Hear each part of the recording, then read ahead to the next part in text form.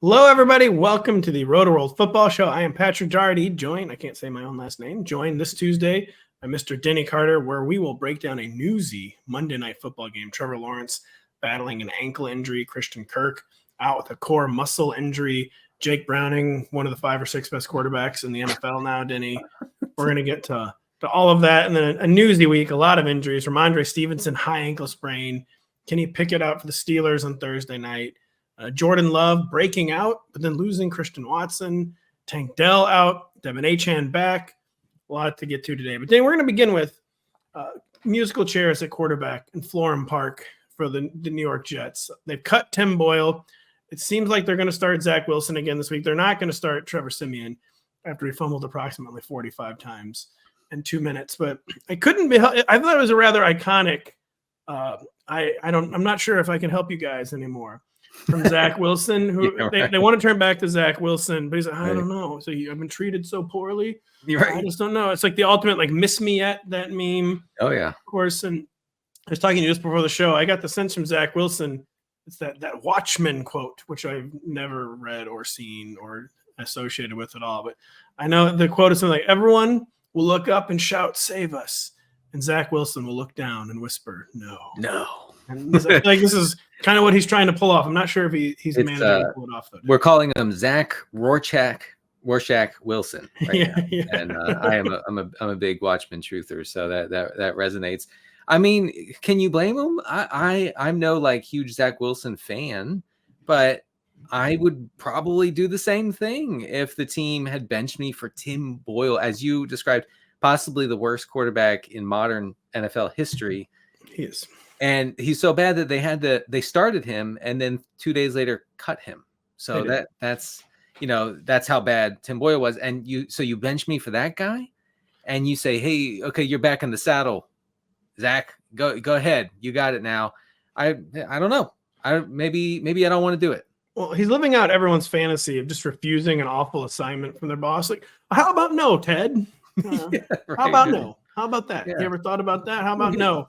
Yeah. And the problem is, though, he needs another NFL job after this. And now, boy, they're like, well, she's not a team first guy. Right. Absurd thing I've ever seen. Zach Wilson didn't put the team first. He's a bad apple. I know. And that is the downside of the report. Aaron Rodgers said on Tuesday that he was not happy with the report because it would hurt Zach Wilson's standing with other teams going forward. But I mean, there's a leakage problem with the Jets right now. There is backstabbing on a level that we don't often see in the NFL. People trying to get at each other. Everybody is just shifting chairs on the Titanic at this point. They're probably all gone after this year. So, Zach Wilson gets the shrapnel here from that sort of conflict. It's not good. Yeah, when I'm describing like the current Jets situation, the word recriminations comes to mind. Oh yeah, and they're all trying to find the quarterback who did this, and the quarterback, of course, being Aaron Rodgers and not Zach Wilson. They're trying to find the front office, the head coach, the quarterback, everybody who did this. It was the quarterback though, because someone tweeted, a friend on Twitter, a Jets fan, was posting about like, okay, it's not like Saleh or Joe Douglas have done a great job, but I mean, this is Aaron Rodgers wanted his buddies. They went and signed all of his buddies, and then he instantly got hurt. And I think that's really where the blame. No one's blaming Aaron Rodgers for getting hurt, of course, but the plan was so fragile. It was fragile. Yeah, it was very fragile. Because I mean, you brought on this guy and you said, okay, you call the shots, you bring in your buddies. All his buddies happen to be washed, and so you're left with not much. You're left, and so that's tough. That's tough for the organization. I mean, basically, you had to get 17 healthy games from Aaron Rodgers, or none of this worked. Okay. And I know the Achilles thing is fluky, but at 40, you're gonna bank on that. It was not a great plan. No, it's not a great plan. There was some other joke I was dying to make, and I've forgotten it. I'm so sorry. I talked over your. No, you did not talk over me. That's my job. I'll talk over Denny anytime you want. If you want me to do it, I'll do it. Yeah, I'll do it. I'll talk. You say it right now. I'll talk over him. I think we do a pretty good job avoiding that, actually. But we got to move on to our next topic. The Jaguars' stunning Monday night loss to the Cincinnati Bengals. Who'd they lose to? Bengals. Overtime, 31-28. But we have another. So we like to start with some light banter. I feel like we have to start this topic off with some banter. And that was the most epic walk it off attempt I've ever seen. Professional athlete, and Trevor Lawrence, it seemed like his foot was barely attached. Like, hold on, just let me give it 800 meters. Yeah, half a mile early. He walked so far. He did. First of all, the locker room, the Jacksonville locker room, is literally like a quarter mile away from the field. Is that what we're supposed to believe? I mean, as our producer Adam said before the show, there are 5.2 million golf carts in the Jacksonville area. Somebody could have lent him one. Apparently, I've seen reports that he said, "I don't want one. I don't want the cart." He didn't.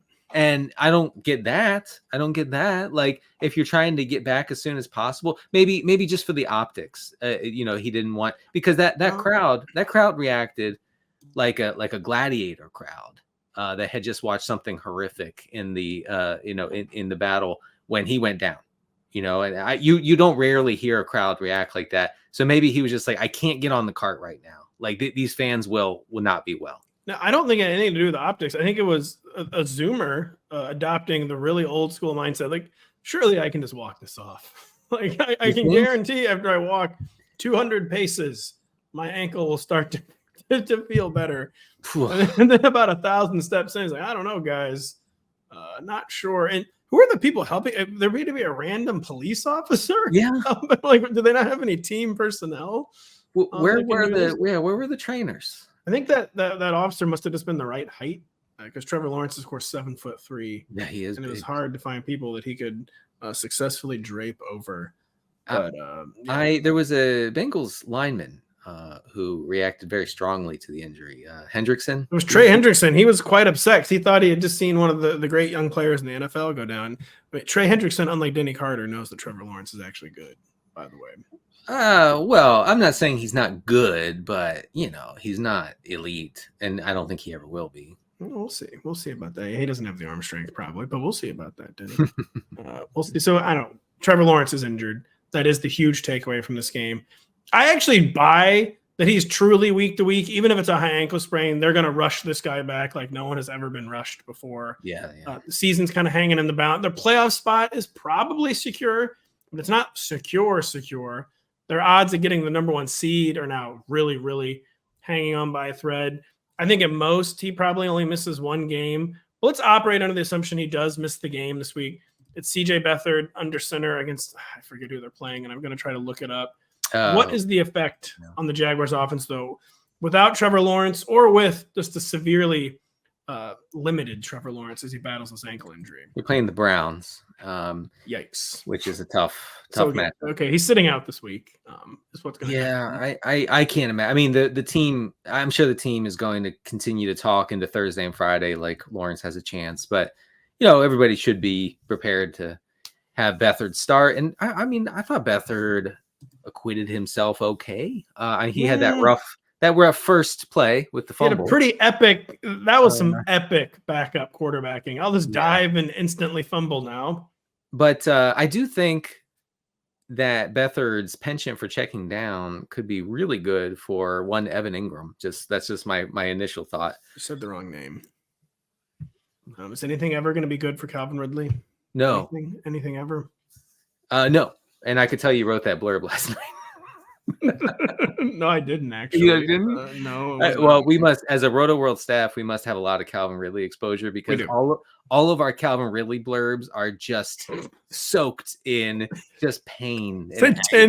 Tinged with desperation. Yeah, and anger. Like there's just so much anger in every Calvin Ridley blurb. I don't remember there's being this much bargaining in Rotoworld words before.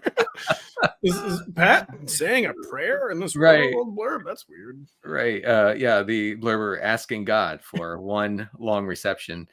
Yeah, I mean that it's tough for Ridley. I don't think Beathard is good for Ridley. I know you'll be shocked to know this, but I do think, hey, it's Ingram season and it's Parker Washington season because Christian Kirk probably out for the year, probably going to require surgery according to Doug Peterson. Parker Washington basically just came in and played the Christian Kirk role. 80% of his routes were from the slot, caught 6 of 6 targets for 61 yards and a touchdown. I could see a lot of checking down for Washington and for Ingram. So yeah, we have a reader just checking the site. Like, Rotoworld's usually pretty apolitical, non-denominational, and I think there's an entire "Our Father" in this Calvin Ridley blurb. That strikes me as a little unprofessional, little much, but it's not good for Calvin Ridley. They went back to the second Christian Kirk got injured. It seemed like we can only take deep sideline shots to Calvin Ridley, and he kept almost catching them and corralling them. He came really close to a number of spectacular plays, but they went back to the super high degree of difficulty. I mean, for all I know, he was running less difficult routes, and I just wasn't noticing it over the middle of the field. Kidding aside, I don't watch the game like a film watcher. I do watch like a fan. So I don't know what he was doing over the middle of the field during the game. Not much. Yeah, he did come down with a 40-yard reception that was called back, as you remember. Oh, do I remember? Let's just say, quiet. As I say to my families, I rewind the TV for the 6th time. He really? Were we sure that wasn't a catch? Well, no. It was holding. That's right. That's right. It was like a brutally clear holding, I think. It was. It wasn't like oh man, he got jobbed. No. The defender was like being strangled. It was not good. Producer Adam makes a good point. I actually do think Trevor Lawrence might play this week. Adam points out 46 career games for Trevor Lawrence. Wow. He has missed 0 of them.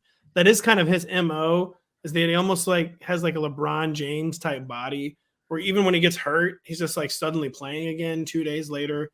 So I don't think you can fully rule him out. But the fact that it's the Browns and the fact that they have another brutally tough defense on tap in week 15 and a far more important game in the Ravens, I sort of feel like, not divisional, by the way, sorry, AFC, that he'll be back much more likely for week 15, but I would not rule out week 14. But you can't start him because he's going to barely be moving if he plays. We've seen this, we've seen this movie before, most recently with Joe Burrow in the early season, where if a guy can't move, then it ruins everything, not just for him, but for the offense. I don't know if I'm like being weird on CJ Beathard, but I feel like he's a better bet than a 70% Trevor Lawrence. No, I'd roll the dice with 60 to 65% of Trevor Lawrence. CJ Beathard is real bad. CJ Beathard was like, even Kyle Shanahan's like, I can't manipulate this guy. And they got rid of him pretty quickly. Yeah. He quote ain't it. Well, what they could do. Now I forget his name. Darn it. That CFL quarterback, Nathan Rourke. Oh, yeah, Nathan Rourke. The preseason favorite highlight reel, Nathan Rourke. They could bring him back and win out from here to get him back there. Nathan Rourke has pledged to quote run back the PJ Walker plan, and it'll this time it will count. That's so rude. For the Jacksonville Jaguars. And yeah, the takeaway is that it's bad. And I do agree with you that it's probably good for Evan Ingram for as long as CJ Beathard is in there. Evan Ingram's going to be like 10 or 11 catch guy. Yeah. With Christian Kirk out. And just Zay Jones, is he live at all? He would be live. Zay Jones would be very live if Trevor Lawrence was healthy. Zay Jones would all of a sudden be pushing into like the top 36, top 40, I feel like, if Trevor Lawrence. I think that's right. Yeah. I mean, this Washington kid, I think he should be picked up in most 12-team leagues, where you're starting multiple flexes or whatever. I mean, you could do a lot worse than a guy. I mean, because he wasn't splitting that role with anybody. And so if you get a bunch of checkdowns, pass-heavy script, whatever, could work out. I didn't quite realize he caught 6 balls. Wow. All I really remembered was the touchdown. 6 catches for 61 yards. I still have a very difficult time getting Parker Washington into the top 48, I must say. I'm not sure he's even a second flex, but you could do worse maybe in a 12 to 14 team. I will be bidding on him. Yeah, I will. Team leagues. I'll say that. And I'll say this, that we will be right back after this. This holiday season, get the fantasy fan in your life, the exclusive Rotoworld Draft Guide bundle featuring expert analytics, player insights, and season-long tools. Get all 3 of the draft guides for one low price. Go to NBCSports.com/holiday bundle and use code HOLIDAY23 at checkout to receive 25% off and receive a $10 Fanatics e-gift card. That is promo code HOLIDAY23 at NBCSports.com/holiday bundle.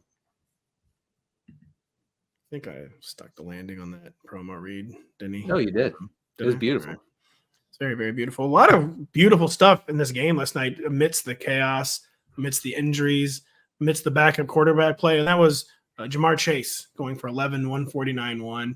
And that was Jake Browning looking very good with one of the best backup quarterback performances in recent memory. Kind of like took us back to the heights of Mike White mania for the Jets, or the original Gardner Minshew starts for the Jaguars. What do we say about Jake Browning? Can we possibly stream him this week against the Indianapolis Colts? Only 2 teams on bye this week, the Commanders and Cardinals. But Jake Browning, are we treating this as a total one-off, or maybe the beginning of some streamer viability? Yeah, I tend to think that he has viability. I will say that with only 2 teams on bye, I can't really imagine if it's a 1 quarterback league that you're dying to start Jake Browning. Okay. But hey, look, you start him in Superflex. I benched him in Superflex this week. That hurt. That hurt a lot. Thanks. I thought you did this for your job. I did. Right. Follow this account for fantasy football advice. But here's what the Bengals did last night is they gave Jake Browning a fighting chance. And a lot of teams don't do that. A lot of teams roll out their backup or even their 3rd string and they say, all right, kid, do what the starter does. And if you can't do that, then it's over for us.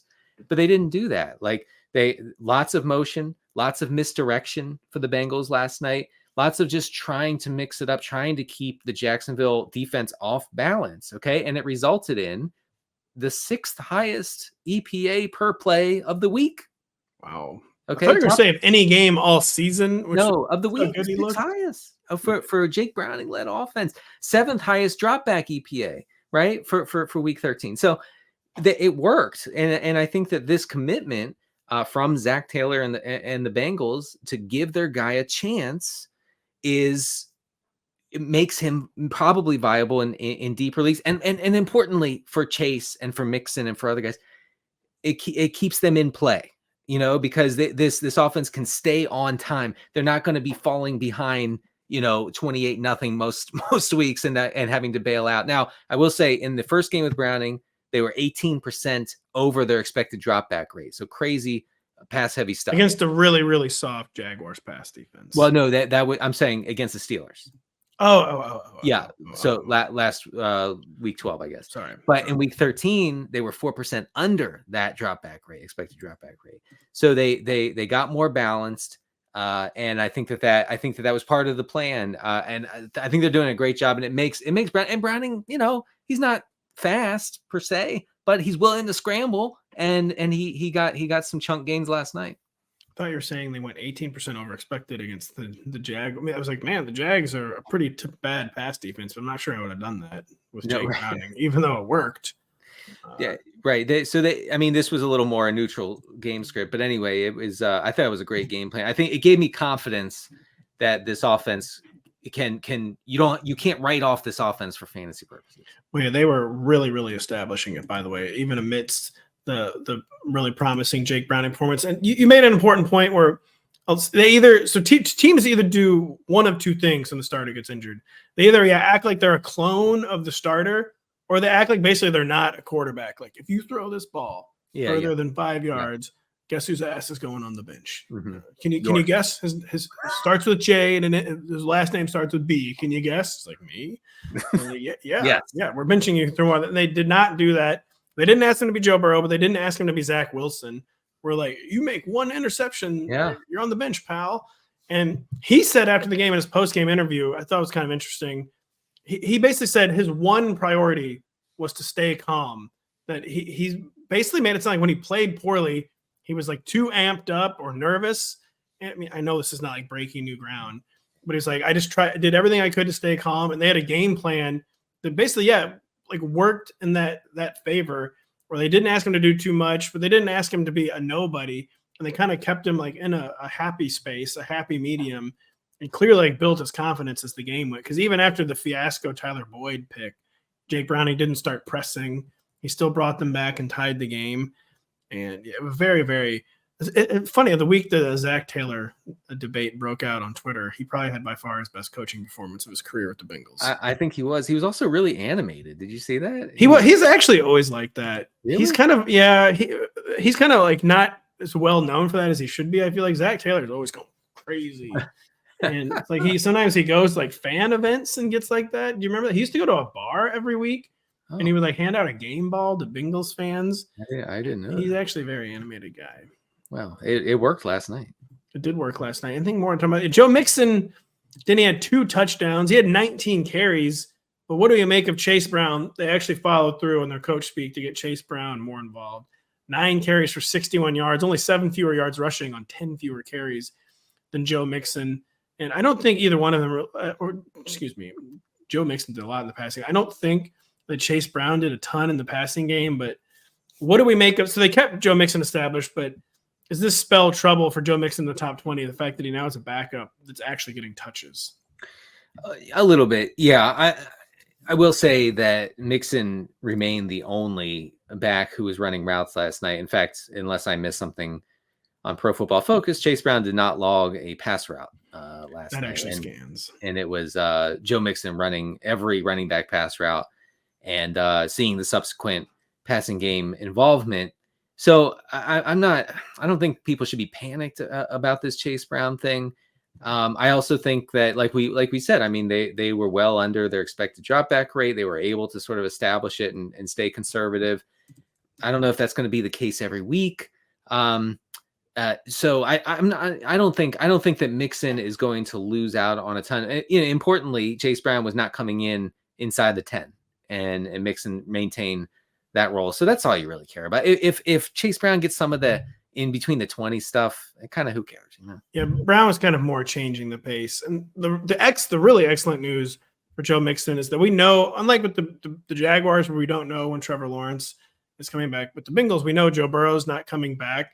So we know that the offensive environments are just not going to be as good. But the next 2 weeks, it's home against the Colts and then home against the Vikings. The Vikings defense is playing pretty well of late. Yeah. But neither one of those games are ones that should just like get out of hand early and totally torpedo Joe Mixon's compiling odds or even his red zone odds. So watching it live is like, man, Chase Brown is getting a lot of work. Like you said, the data bears out that it probably is not. And then the schedule, that is probably not time to panic about Joe Mixon. You can keep him in your lineup for the final week of the fantasy regular season and the first week of the playoffs. The very least. Sure. I mean, in a game where the Bengals can't run it quite as much, Chase Brown is going to see something like 3 or 4 carries. Yes. And that's not a huge thing. Yes, it's not. See what really quick what the initial line is for this week. The Bengals are 1-point home dogs to the Colts. Total's over 40. We consider that a victory in the year 2023. Yeah, we'll take it. We will take the total for the Steelers is 30.5. There was another 30.5 in here. Oh yeah, it's the Jags and Browns are currently 30.5. We have the Iowa Hawkeyes playing in 2 NFL football games this weekend. Man, oh man. By the way, I looked at the Iowa quarterbacks box scores. And I have never seen anything quite like that. It's performance art. It's performance art. The guy, they don't pass. No. And when they do, he's awful. He's horrific. I mean, how did this happen? I actually don't know. I mean, Kirk Ferentz, it's seriously, it's performance art where total devotion to the system, where he had stripped the system down. It's kind of like when a band makes like a back to basics album. Like, guess what? Yeah. No more synthesizers on this album. Right. We're playing guitar again. Uh-huh. We're no longer, that happens all the time now. Every guitar band will then just make like 2 electronic records. Man, just play guitar. Right. But Kirk Ferentz, we're going back to basics. We're playing 3 instruments total, and we're never passing. When we do, we're going to make sure it's bad so no one wants us to pass. Yeah. And Kirk Ferentz set fire to the synths. He did. That's what he did. He did. Oh, the first music video promoting the album, they literally set their synths on fire. We really, really digress there. We're moving on now from that very newsy Jaguars game. A lot of impact on week 14 to a Thursday night game that no one is really going to want to watch. As we mentioned, the total right now is 30.5. But a newsy fantasy game. We have some pretty consequential injuries. That begins with Rhamondre Stevenson's high ankle sprain, Denny. We have no idea if he'll be back this season. We do know that Ezekiel Elliott received 20 touches for the first time all year after Rhamondre Stevenson went down in the first quarter against the Chargers, and that 20-plus is almost a guarantee against Pittsburgh.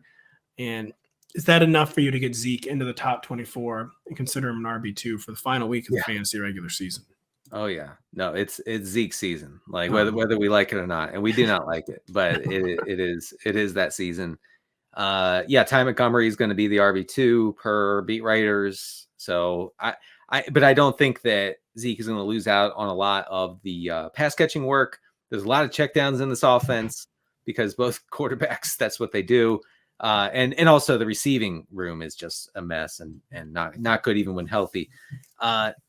Yeah, I will say that the Patriots have been run heavy all year. They've especially been run heavy over the past 3 weeks, 10% under their expected drop back rate over that 3 week span.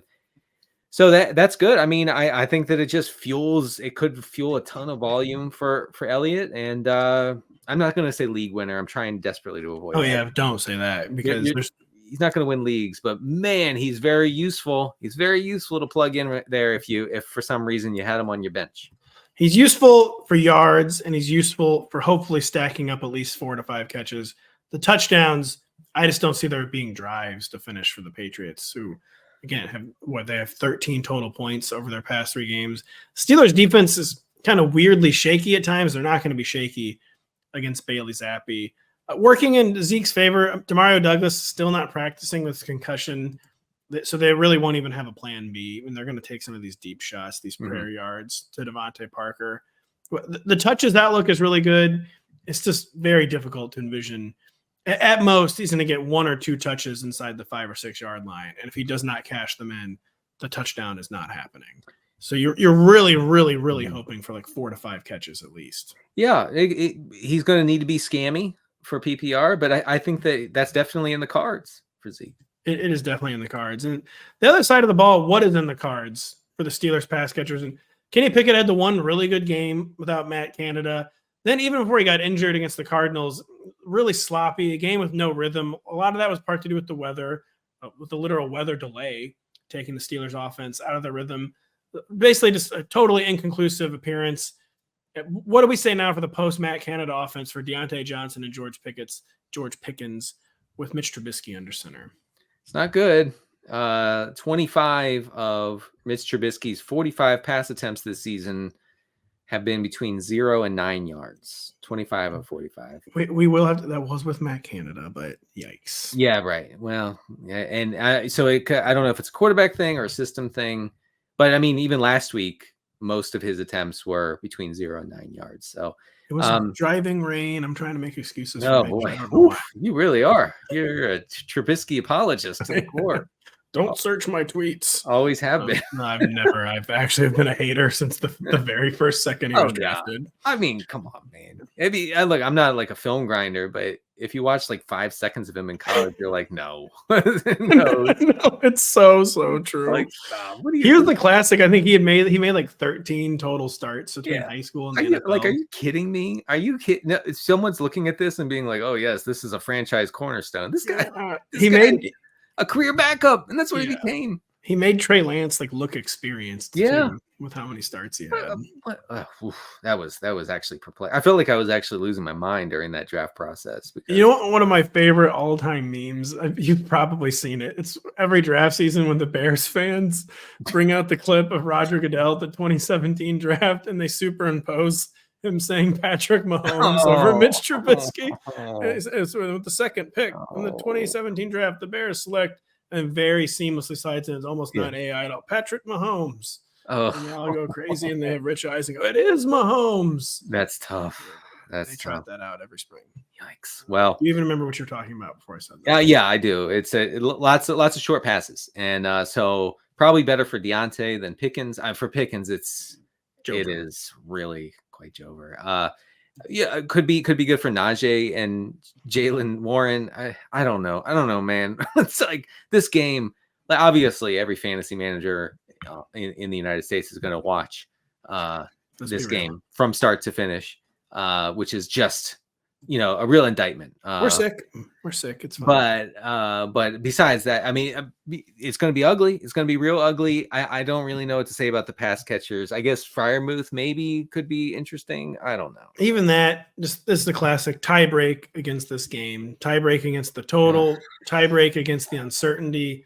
Tie break against Mitch Trubisky. If you have to get Deontay Johnson in there, He's a wide receiver 4 who could anytime he steps on the field, could catch 6 to 7 passes for 36 yards. Yeah. So it's not like you can say Deontay Johnson is irrelevant, but he's someone where if you're making lineup decisions and you're like, is it Deontay Johnson or this other wide receiver 4 on my bench? Probably go with the other wide receiver 4. And Pickens, you can't even consider. Pat Freiermuth, I don't know. Tight end 13, tight end 14, probably. Something. Yeah, but I mean that everybody below like tight end 5 is touchdown dependent. We will be right back after this. This Sunday night, it's a huge matchup between MVP candidates and Super Bowl contenders when Jalen Hurts and the Eagles travel to Dallas, Texas for a battle with Dak Prescott and the Cowboys. Coverage begins at 7 p.m. Eastern, only on NBC and Peacock. And don't forget, find all your favorite NBC sports shows on Amazon Music. Just head to amazon.com/NBC Sports. Gotta be honest, Eagles, Cowboys, pretty psyched. Yeah. I hate to be one of these people, but man, it's good for America when the Cowboys are good. I said it because we're going to put them on TV regardless. Oh, yeah. It's a little secret. NBC people don't want me to take it behind the curtain. We want the Cowboys on TV. And yeah. It's really good when they're actually good and playing good teams. That right. Look at the Cowboys, because they were good 30 years ago. They have they have primetime games built in for the rest of time. That's the way it goes. It's weird. The Bears do too. The Cowboys, though, even when they're bad, at least have the dignity of playing compelling games. Because they're almost always scoring points, or they're like a train wreck in an interesting way, or the Bears are just always bad. They are. So of the two like eternal primetime teams of the Cowboys and Bears, you got to give props to the Cowboys for at least being watchable. Yes. And that is, I will be waiting all day for Sunday night. And another eternal primetime team is the Green Bay Packers. They were loaded up on national TV windows this year, and early in the season, it was looking like a really bad idea. Jordan Love is about as inaccurate as any quarterback in the NFL. They were losing in pretty ugly fashion, but the switch has flipped in the past month. He's just been a different kind of player. As I wrote about in my Sunday Aftermath column, my Week 13 recap, and as you very kindly excerpted on Twitter, I think Jordan Love is finding success because he's just playing quarterback different than the modern quarterback actually does. He's trying to push the ball down the field. It's borne out by his average depth of target statistics. And he's not just taking checkdowns and layups. He actually wants to create offense. He knows there's more than one way to be efficient. I feel like now everyone thinks their definition of efficiency is a bunch of 5 to 6 yard passes. Yes. And then a really choreographed play action that hopefully gains 32 yards. So then your yards per attempt looks good. Your EPA per play looks good. He's trying to play against the 90s, and it's a quarterback's job to actually make plays. We love to see that. But it had been going with Christian Watson. I feel like his return to like full health and like full complement of stats had really changed this Packers offense. So way too long of a monologue to toss to you now, Denny. But what do you think of Jordan Love's recent play, and how do you think Christian Watson's injury affects what we're going to get from him going forward? I mean, you're right. Like you said in your column, it's kind of an old school type of play from Jordan Love, where it's not this frightened of your shadow type quarterback play. I mean, he's taking real shots. That long pass to Romeo Doubs in the middle of the field on 4th and 1 against Kansas City. I mean, that was actually like stunning. Like I haven't seen that in a long time, because teams, like we've joked, but it's not really a joke. A lot of teams, when they go for it on 4th down and 1 or 4th and short, they go for it because the analytics say to go for it, but then they forget to actually call a play that can work. And they just run their guy off right guard with 11 guys in the box. And they're like, it didn't work. Why didn't the numbers, they lied to me again. But they, and credit to the Packers for doing what it took to beat the Chiefs. And,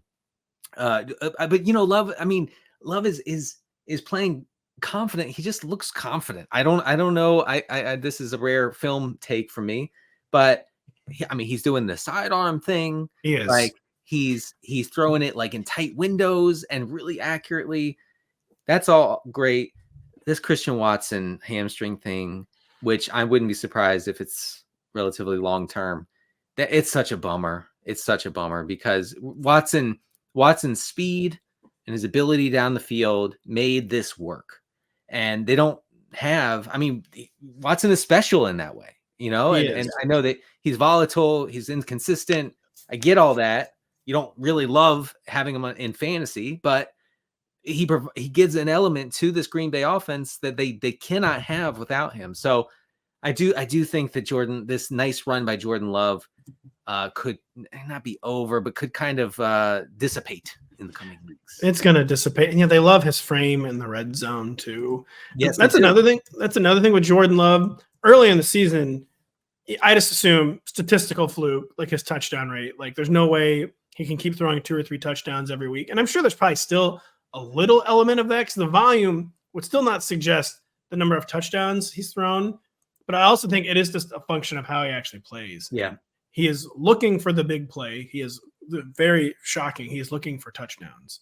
He is. More quarterbacks should maybe look into this. I do look. Just a preview of the regression files, which you can find on NBC Sports starting tomorrow morning. Jordan Love is in the negative regression area for several reasons, but part of the reason is losing Christian Watson, a critical red zone pass catcher. Yeah, so hopefully, I do think he can maybe be a model breaker because I don't think we're imagining. I think he does this play differently. And that maybe he could sustain some of these rates that you just would not expect from the it's not like he's getting no volume, but the volume, he's not quite, the volume doesn't quite match the touchdown rate for Jordan Love. No. Not trying to make, it's not like he's attempting like 25 passes a game. He's hit 40 a few times recently, but the volume still will not suggest like the 3 touchdowns he's suddenly throwing every week. But it's been a while since I felt like as wrong on a play. I mean, mid-season, I was like, man, this guy's not even starting next year for the Pack. I was saying this like 6 weeks ago. Uh-huh.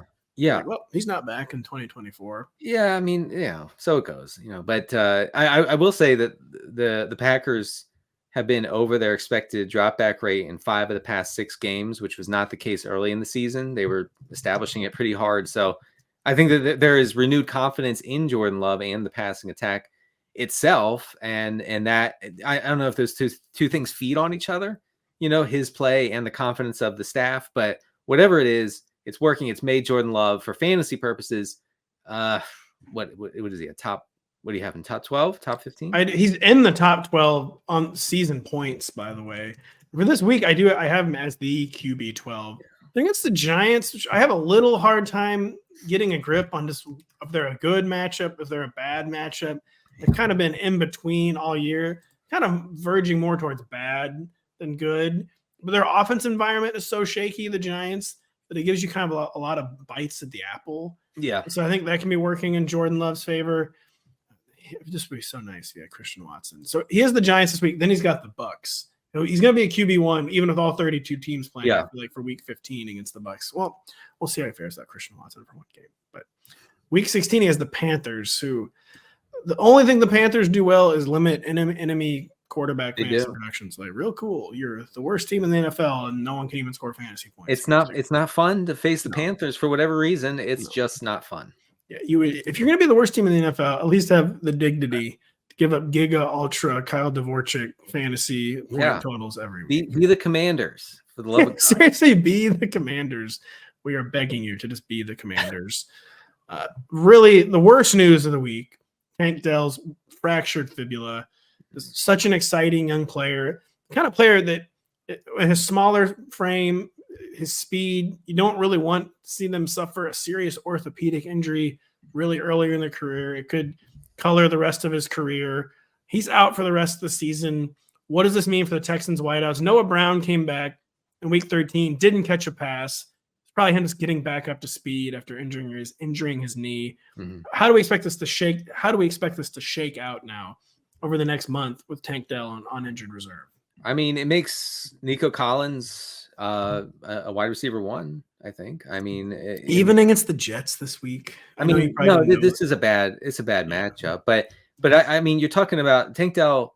If you look at air yards, particularly 30% of the air yards, he split air yards with Nico Collins this year. They both have 30%. So you take that and you give a chunk of it to Nico, and you give a chunk of it to maybe Noah Brown. And Nico, just that sort of opportunity. I mean, we saw him peppered with targets this past week with Tank Dell out for much of that game against Denver.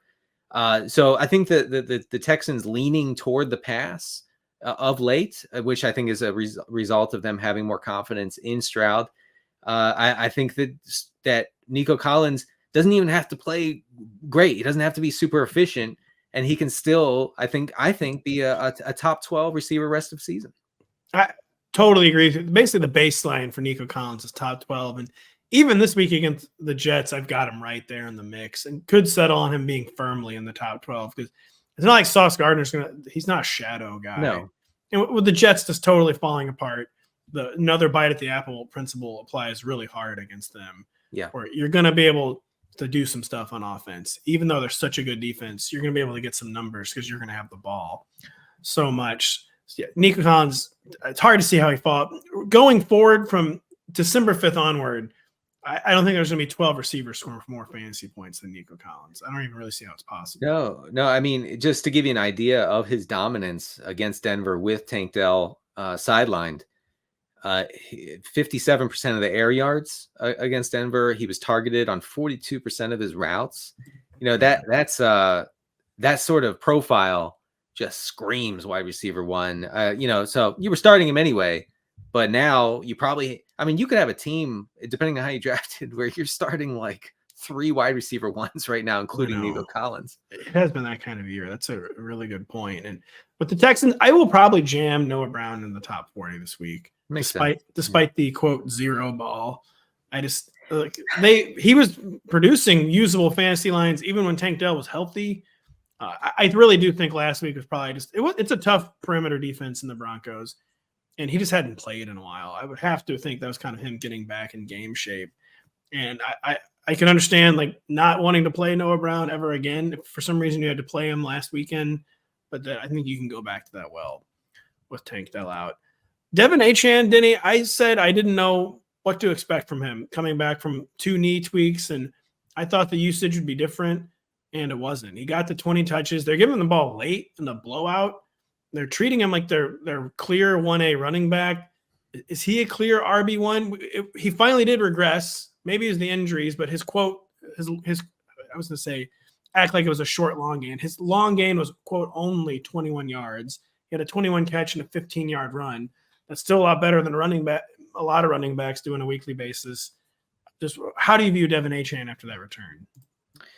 I feel bad, first of all, for being on my Friday stream on the NFL and NBC YouTube channel and telling a few folks that they should play someone else over Devin Achane. Wow, that came back to bite me.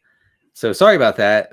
But yeah, I think I'm done. I think I'm done pretending that Achane can be benched in any format. You just can't. Like I wouldn't be surprised if Mostert is like one of the oldest productive running backs in recent league history right now. And I think that the Dolphins are probably aware of that. Dolphins are very, they're a with it team, they're hip. They look at the data. They do. Okay. And they're busting out their spreadsheets and they're saying, my goodness, this Achane kid is good. So I think that Achane is fine with a workload of like 13 to 15 touches. He can do a lot with that. We know that. So if you have him, you just have to find a way to get him into your lineup. And they seem like they want to give him more than 13 to 15 touches. I agree that's probably his floor. He's not going to hit 20 every week. I just don't really see how he possibly could. But with even 13 to 15, you really, really like that. Yeah, this week against the Titans team that is tougher against the run than the past. They are real tough. In fact, because I was writing up Zach Moss for the regression files and looked at his matchup against the Titans last week. And wow, that Titans defense on every metric is just crushing opposing running games. So it's a bad matchup for the Dolphins. I would expect them to go pretty pass heavy. We'll say that Jeffrey Simmons is out this week for the Titans. He is. Thank you for reminding me of that. Yes. Could hopefully help. They'll still be pretty solid against the run. But speaking of the run, sticking with the run, the Lions backfield, I have a theory on why the Lions kind of reverted to their pre-David Montgomery injury usage, which was David Montgomery handling everything near the goal line, and Jahmyr Gibbs is kind of going back to that change of pace land. Yeah. I think maybe this happened because the Lions' defensive struggles are starting to bleed into their offense, and that the offense is getting put in a position where there's no margin for error. I could almost see them kind of pressing the panic button against the Saints and like feeling like they don't have the luxury anymore of like going exotic and using Jahmyr Gibbs, like someone who can play all 3 downs. Maybe it's just a 1-game one-off. That was my interpretation, that the Lions are kind of starting to tilt.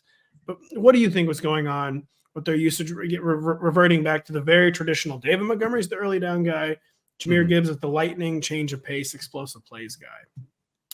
Yeah, I think there's some credence to that. I will say that I think we finally saw a David Montgomery game script against the Saints where they got out to a 21-0 lead and they weren't really interested in like hammering Jahmyr Gibbs into the line over and over again.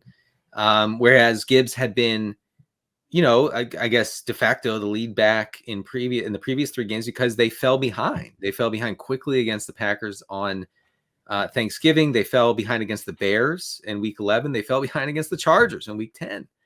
And so Montgomery is going to see like the vast majority of the carries. He outcarried not Swift. He outcarried Gibbs 18-8 this past week. I think we're going to see more of that if the Lions, have positive and neutral game script going forward. I do want to emphasize that, man, our Lions are just leaning heavily toward the run. They are under their expected drop back rate and 4 of their past 5, -7% overall. So, both of these guys should be okay, but Montgomery is clearly the plan when they get out to a lead. That's a really good point. And I think I kind of got distracted by that because the game did get close and they still kind of stuck with that. But that actually is a really good point. It was a David Montgomery game script. I do think maybe they've gone so run heavy. They've been in so many close games in a row. I think they don't want Jared Goff like making the big mistake. Right. And that's maybe led to some of the run heaviness. They got to get right over these next 3 games. They have the Bears, the Broncos, and the Vikings. They are just bleeding points. If they don't get their defense sorted out these next 3 weeks, they're not going to get it sorted out. And I do think it's going to be 3 really run-heavy game plans. Where, if they get any sort of lead whatsoever in the first half, it's going to be run, run, run. And, man, they can't have Justin Fields going crazy against them again this week. No. Or was it even Justin Fields or was it Tyson Bagent? I think it was Tyson Bagent in the first time they played. It actually was Tyson Bagent. Or no, okay, excuse me. It was Justin Fields. I'm experiencing psychosis. But, so, yeah. I did want to know that Chicago is a pass funnel, pretty extreme pass funnel. So they might be forced into throwing it more than they like. There's no such thing as a Jared Goff funnel. They won't do it. But the Lions only 3-point favorites for this game. It's in Chicago, but the bookmakers are losing some faith in our Lions, Denny. They are. We've lost faith in Devin Singletary because he wasn't the lead back in week 13 for the Texans. Not even close. No, not even.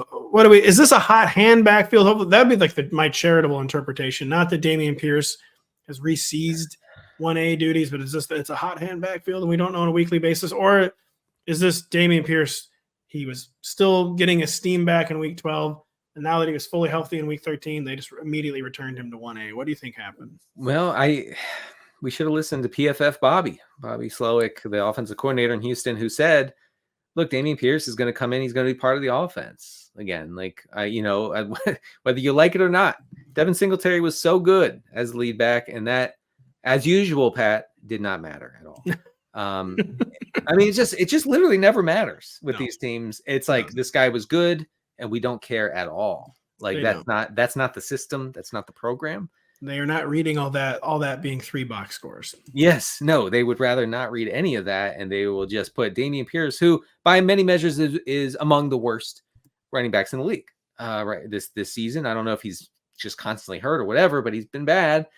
But he took over lead back duties. So neither of these guys are valuable at all, really, for fantasy purposes. I mean, Dameon Pierce is obviously their preferred goal line guy, so I guess he's touchdown dependent. Singletary has nothing going now. Okay, nothing.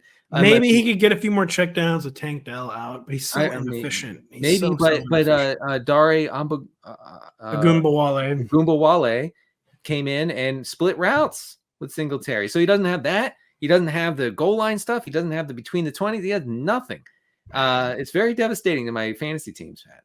Because he was your RB1 across the board, I'm assuming. Since September. Yeah. And so that's wow. So yeah, I mean, again, follow this account. Hopefully you're making the playoff in some of those leagues. No, the bank is actually coming to my house at 4 o'clock. That's fine. I'm sorry that I sent them to your house to get them to my house. So yeah, it's all bad for the Houston backfield. Nothing. I wish I loved anything as much as the bank examiner loves knocking on the door and saying, "I hear you had 70% Calvin Ridley exposure. I hear you've been putting prayers and blurbs. I hear that I'm here to take your house." Yeah.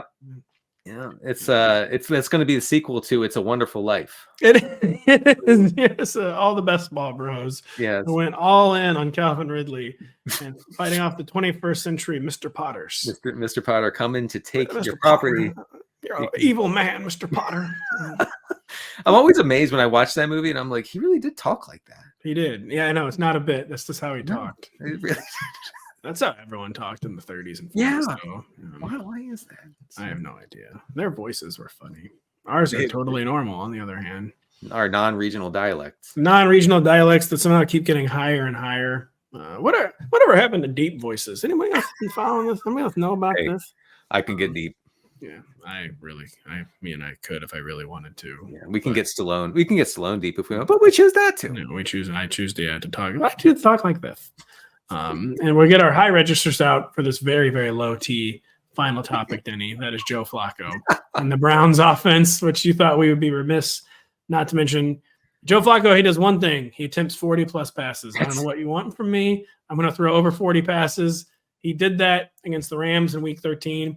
Lost Amari Cooper to a concussion in the process. But, I think it's an interesting topic. What do we see?